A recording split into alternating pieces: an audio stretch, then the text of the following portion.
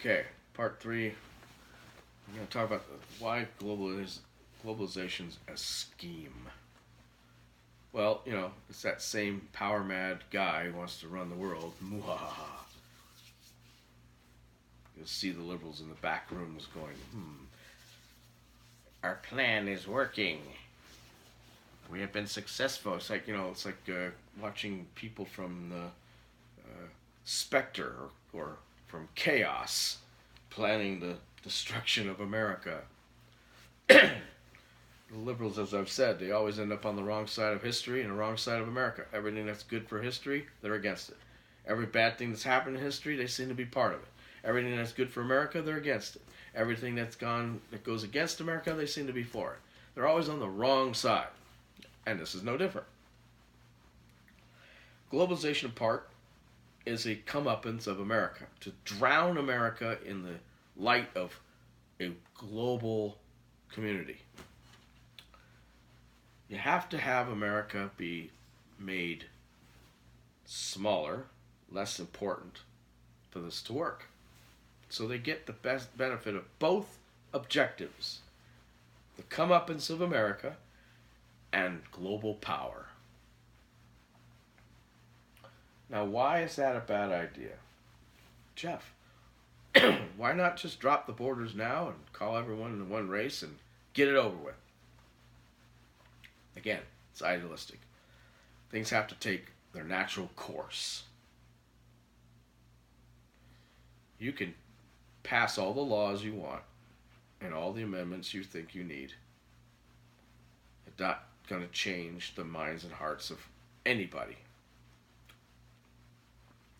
You have to show them. You have to make the path maybe easier for them, but you have to show them the error of their ways, a better way. You cannot force them. Human nature. It has to be organic. For us to become a global community, it has to be organic, or it's worthless. It's meaningless. It's fake. Just like everything that liberals try to come up with. Perfect communities, social engineering. It's fake. It's made up. Just because you make a law that says, oh, you can't be racist, doesn't eliminate racism. You have to drag racism out of the hearts of men naturally. Show them the error of their ways. How you do this could be in a variety of ways. The object of their distrust is made more trustful. They are marginalized and isolated over time by more and more people who disagree with their point of view. And once they figure out they're sitting out there on an island, they're either going to survive by adapting and moving towards the majority, or they're going to become dinosaurs and be ostracized for the rest of their lives. And then they'll die off, like the dinosaurs, and they won't exist anymore. Thus is the natural organic change in evolution in the mind frame and thinking, an evolution of thinking and thought and philosophy of mankind. As soon as you try to force it, people get their backs up and they resist harder. So there's a reason America has to remain strong, and it has to remain powerful. And having its comeuppance will not work, because that's basically forcing something that's not organic. But there's another reason to it. Liberals get all bent out of shape when you talk about not only in addition to their belief that America is a conquering nation, an imperialist nation, and a whatever, that we destroy cultures in Europe and Asia and all over the place, that's filled with Americana, and that it's somehow a bad thing and it's ruining all these beautiful cultures. Well, isn't that interesting? What if globalization meant the entire world became like America? What? What did he say? What did he say? Yeah. I mean, what would the difference be? You want it to be all one. Why not be all like America? Oh, no, we can't have that. No, America's bad. America's corrupt. No, it should all be more like, I don't know, New Zealand. Well, good luck with that. How much stuff does New Zealand, how much culture of the New Zealand culture permeates into Iran or India or anywhere else? Not much. And not bloody likely to happen anytime soon. But God forbid America should bleed into their cultures. But of course they think this all happened in a bad way. By bad, evil men doing bad, evil things under the American flag banner. Wrong. Again, ignorance. They don't know what they're talking about.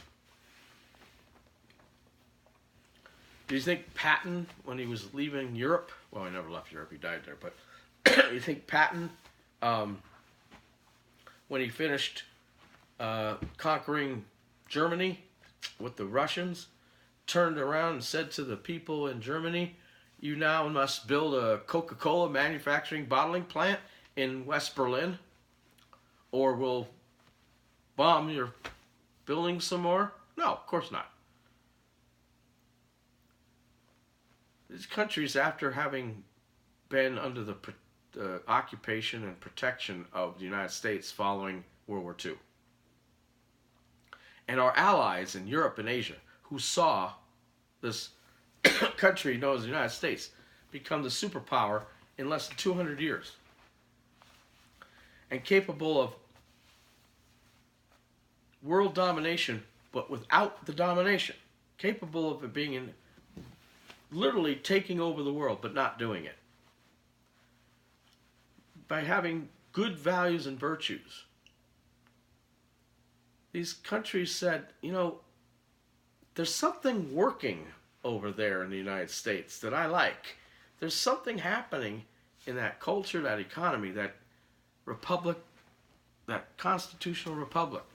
That their version of democracy, whether true or not, there's something working over there that we like. We see it because look how successful they've been in such a short time. And when they helped in World War I, and then they helped in World War II. They want to do it, they did it, and then they did it, they were successful. They've never lost a war. They've never, they seem to be thriving. There's something about their system that works. We'd like some of that too. Other countries weren't forced to take our culture into their culture and assimilate part of it. They weren't put a gun at their head, as figuratively. You must take our manufacturing into your country and disperse our products and our Americana into your country, at gunpoint. No, these countries begged and pleaded for it to happen. They saw the largesse that American culture could offer, the benefits of interaction on a business, commerce, and trade scale. They saw the benefits of being associated with a country that was a winner. And they wanted to be winners too. So they opened up that Coca-Cola bottling plant in West Berlin in the 1950s on purpose. Not because of leverage, not because America was evil and forced it on them. They wanted it. They knew it was important. They wanted to see what was working so well over there and why we're looking at ruins across the street from a war we lost instead of all their ideals and ideas of what America is, which was perfectly intact post-war with little negative impact as a result of it. They wanted to have part of the American dream, even if they weren't Americans. So many countries signed up in one way or another. They partnered with us in commerce. They started opening trade between the countries and other cultural things. Japan started to import Americana in the form like of our music. Big time. I mean, American rock and roll and later like surf music and things was big in Japan. Did you know that one of the best surf bands of all time, the Ventures, outsold the Beatles in Japan in the entire decade of the 60s? I mean, they were into American stuff, and lots of countries were.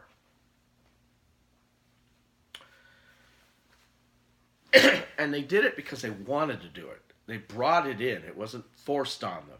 So the liberals have it all wrong again. We're not destroying other countries' cultures. They're asking to be partners with us and sharing cultures. Is it our fault that we invented the computers and therefore the language of computers is English? And therefore, if you want to be in the business with any business globally,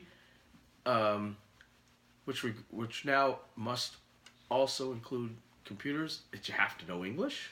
Is that our fault? No. But some people think that that's a bad thing. So like I said, if things continued in the way they were going in the 50s and 60s and 70s and 80s, the entire world would become America. That kind of globalization, no bueno. Can't have that. No sirree, Bob. No, what kind of globalization do they want? They want the globalization brought about by leftist theories, not conservative American theories, not free markets, not a constitutional republic. They want a left-wing, giant socialist globe. Because, it's worked so well so far. No one's emulating Greece and Venezuela right now, are they? Not a lot of countries think that even Sweden or Denmark are the high prime example of what countries should be, despite their successes nominally in certain areas. Because they know that there are some lack of successes in other areas as a result of their socialism. And despite the flaws and attempts at undermining America that the left has done, most countries still think America is the ultimate standard that should be followed. You don't have people clamoring to get into some other countries as there are to America, or have been for the last 100 years. And there's a reason for that. This is it, folks. Now, what do I mean by that? I mentioned this before. When America fails, if it ever fails, there's nowhere else to go. That's it. Game over. Before America, there was all of the Western Hemisphere. There was always a better, brighter future. There was always another land to start the new world, to start things in. They had to. But now, pretty much the entire globe has been filled. It's been explored. It's understood. Where it's habitable, people are habitating, for the most part. But it's more than just that. America is just not just a country, it's an idea. I talked already about how unique its government is and how unique its philosophy, its juxtaposition between its people and its government are. Like nowhere else on the earth are the rights of Americans as they're born, the inherent, innate, unalienable rights, accepted and protected like they are in the United States. Man yearns to be free.